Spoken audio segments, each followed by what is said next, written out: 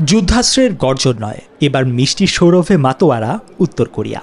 দেশটির রাজধানী পিয়ংইয়ংয়ের এক প্রদর্শনীতে থরে থরে সাজানো ক্ষেপণাস্ত্র, ট্যাঙ্ক আর ডেস্ট্রয়ারের মতো দেখতে সব ক্যান্ডি আর কেক।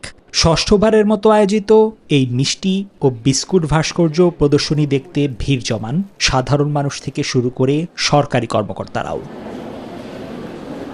প্রদর্শনীতে স্থান পায় শত শত মিষ্টি আর বিস্কুটের ভাস্কর্য, যার শৈল্পিক ছোঁয়ায় মুগ্ধ দর্শনার্থীরা। দেশটির বিভিন্ন সরকারি ক্যাটারিং সংস্থা ও খাদ্য প্রস্তুতকারক কারখানাগুলোও এসব তৈরি করে।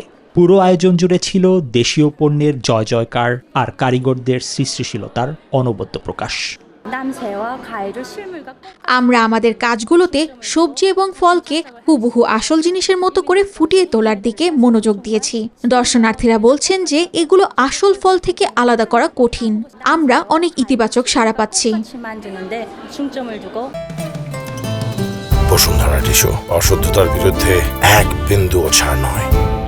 এই প্রদর্শনীর মাধ্যমে উত্তর কোরিয়া কেবল তাদের খাদ্যশিল্পের উন্নতি প্রদর্শন করেনি, বরং এর মাধ্যমে তাদের সামরিক শক্তির এক শৈল্পিক উপস্থাপনাও তুলে ধরেছে।